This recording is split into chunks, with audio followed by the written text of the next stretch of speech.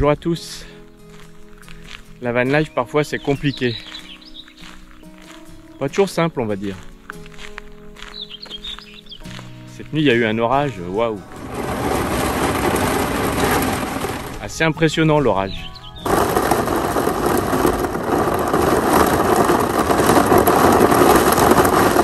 C'était 1h du mat, évidemment ça m'a réveillé. Mais c'était très joli, plutôt sympathique. Parfois aussi on fait des belles rencontres. Je vais vous raconter une histoire de belles rencontres. Je marche sur un chemin où le soleil n'est pas forcément du côté où je voudrais. Je lui ai bien demandé de se déplacer mais il m'a dit qu'il fallait encore attendre un peu, que c'était trop tôt. Il fallait attendre ce soir pour qu'il soit de l'autre côté. Parfois le soleil on a l'impression qu'il se déplace lentement. Et puis des fois il se déplace trop vite. Le temps passe trop vite. Après c'est une manière de parler parce qu'on sait très bien que le soleil bouge pas. Que c'est simplement la terre qui tourne. Et le temps c'est pareil. Le temps ne passe pas, contrairement à ce que beaucoup pensent. Bah non, le temps c'est un point fixe. C'est nous qui passons. Quelque temps je suis passé dans un petit village où mon frère a acheté une maison. J'étais allé l'été dernier. Il m'avait montré son achat, c'était plutôt sympathique. Et en retournant dans ce village, impossible de retrouver la maison. Je me dis, mais pétard, le village est tout petit. Bon, c'est vrai, je suis venu qu'une fois. Alors peut-être que quand je suis revenu, je suis pas arrivé du même côté que la première fois. Enfin bref, toujours est-il que j'arrivais pas à trouver. Le village doit avoir 4-5 rues, je les ai toutes faites. Impossible de trouver la maison. Mais en passant dans une des rues, il y avait une dame arrêtée avec sa voiture devant sa maison.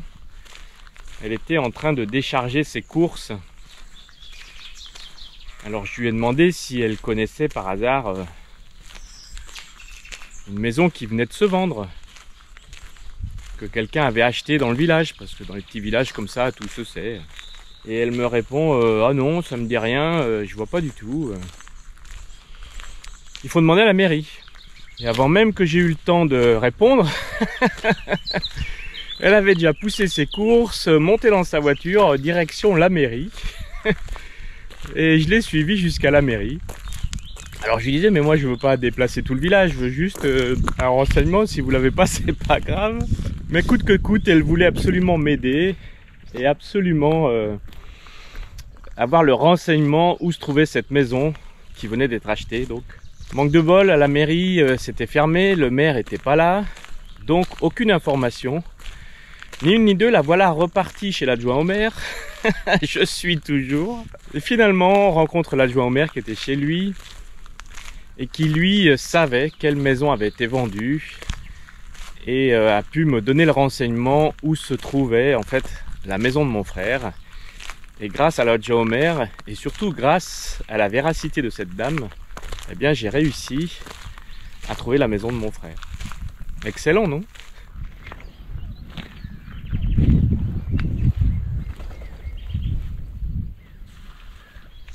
Comme d'habitude quand je rencontre des gens, je laisse généralement ma carte encore sur la route pour que les gens puissent aller voir mon compte Instagram, puissent voir la vidéo sur YouTube, s'abonner.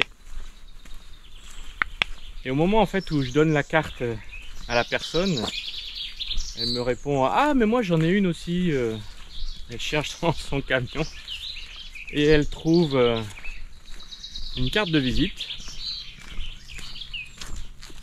Je la remercie et puis on se sépare comme ça.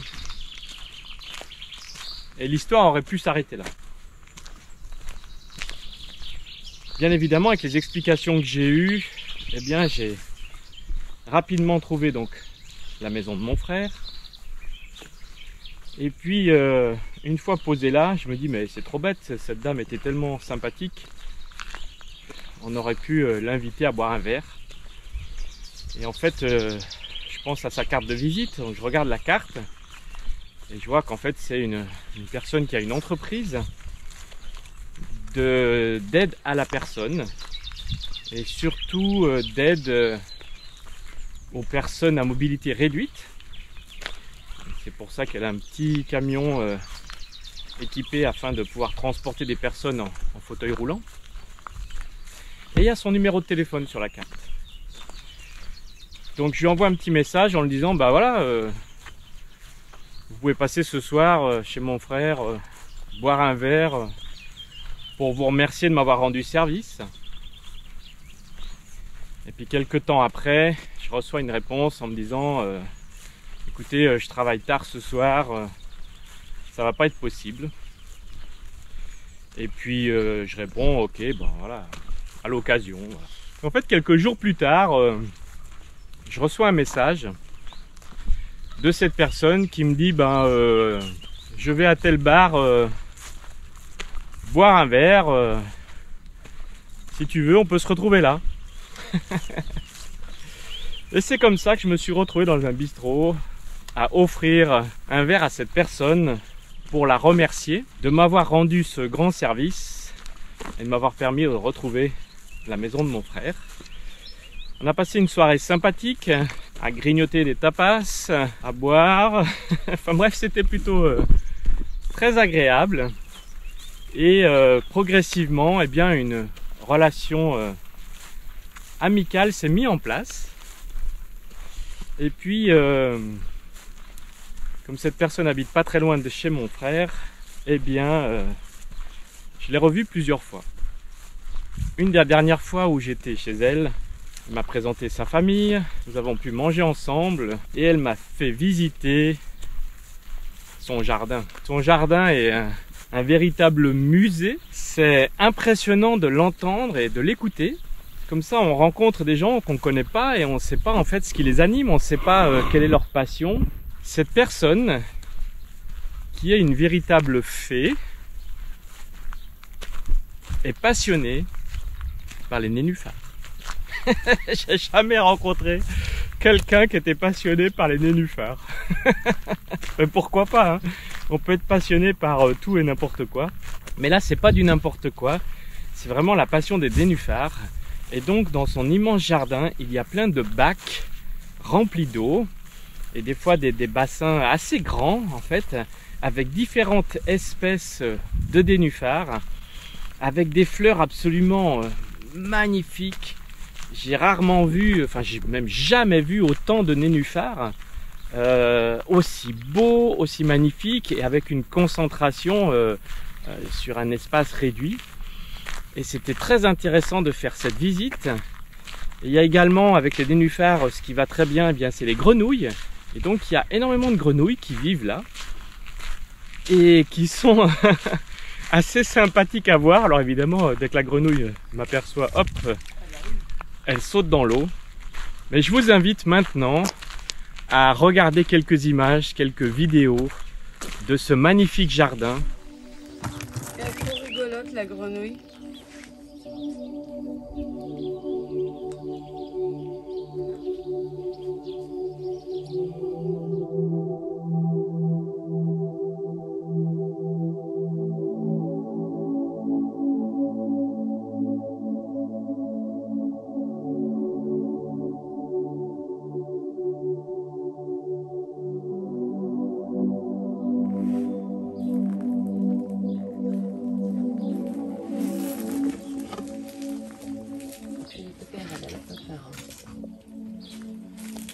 Tu la connais? Ben écoute, elle s'est installée là, mais tout au début. Et du coup, c'est vrai qu'elle n'est pas du tout peureuse par rapport aux autres.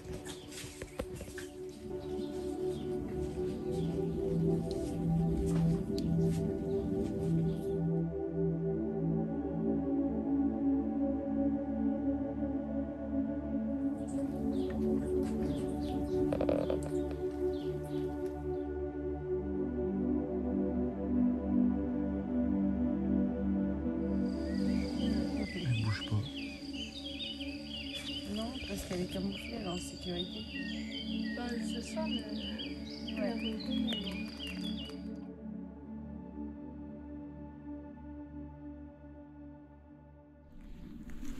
C'est tôt le matin, mais il fait chaud déjà. Je suis allé rejoindre Azimut pour suivre ma route, mettre la clim. Mon histoire n'est pas encore terminée. Cette personne, Fée, est très peu présente sur les réseaux. Et c'est bien dommage parce que je pense qu'elle aurait beaucoup de choses à partager. Son amour pour les nénuphars, le fait de côtoyer quotidiennement des personnes à mobilité réduite, des personnes qui ont des handicaps plus ou moins importants, et des fois beaucoup d'handicaps, permet de voir la vie d'une autre manière. Je pense qu'elle aurait des choses à partager. Elle est présente seulement sur Facebook. Et bien sûr, vous pouvez prendre contact avec elle, mais je vous dis tout de suite, il ne faut pas trop l'embêter. Pourquoi? Parce que sur Facebook, je vous ai dit que c'était une fée. Et le nom de famille de cette fée, c'est pas chier. Donc fais pas chier. Elle a beaucoup d'humour. Fais pas chier. D'où le titre de cette vidéo. Cette belle rencontre avec Fée. Sympathique, magnifique. Je sais que je dis ces mots souvent, mais c'est vrai. En fait, dans ma vie de van lifer, je rencontre vraiment de très très belles personnes. Et Fée en fait partie. C'était vraiment un régal de la rencontrer. C'est toujours un régal de la revoir. De passer du temps avec elle, avec sa famille. Fait pas chier, passionné par les nénuphars et les grenouilles qui vivent avec. Allez, je vous dis à tout bientôt. Bien sûr, comme d'habitude, vous savez ce qu'il faut faire. Il y en a qui disent qu'il faut chatouiller les algorithmes. Moi, je dirais ne les oubliez pas. Parce que la chaîne Encore sur la route a besoin de se développer encore davantage pour partager avec encore plus de personnes ces magnifiques rencontres, ces belles images et les aventures d'Azimut et les miennes. Allez, à tout bientôt. Ciao, ciao.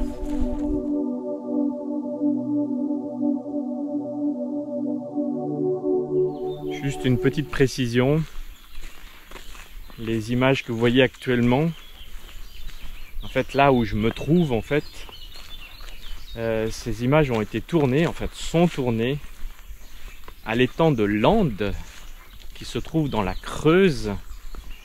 C'est au sud-ouest de Montluçon, à l'est de Guéret. Si je trouve un lien vers un site internet, je vous enverrai ça. Le site naturel est absolument superbe. C'est un étang assez grand. Il fait, je crois qu'il y a plus de 7 km pour faire le tour, donc vous voyez, c'est quand même assez grand.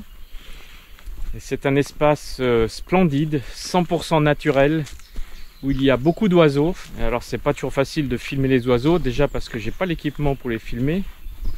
Et ensuite, comme je parle, ils m'entendent arriver et ils s'en vont. Mais si vous passez dans le coin, vraiment, je vous invite à vous arrêter à cet étang naturel et de vous promener au bord de cet étang pour regarder les oiseaux, apprécier le calme et la paisibilité du lieu. Il y a un parking où on peut dormir la nuit. C'est un parking qui évidemment n'est pas prévu pour, c'est un parking pour visiter, mais c'est un parking plat, propre. Il y a des poubelles, il y a des tables pour manger. Il y a même une maison en fait qui explique ce qui se passe ici, une maison de la nature avec des toilettes, de l'eau potable. Donc il y a vraiment tout ce qu'il faut à proximité et c'est vraiment très agréable de s'y promener. Regardez comme l'endroit est super beau, sympathique et très bien aménagé.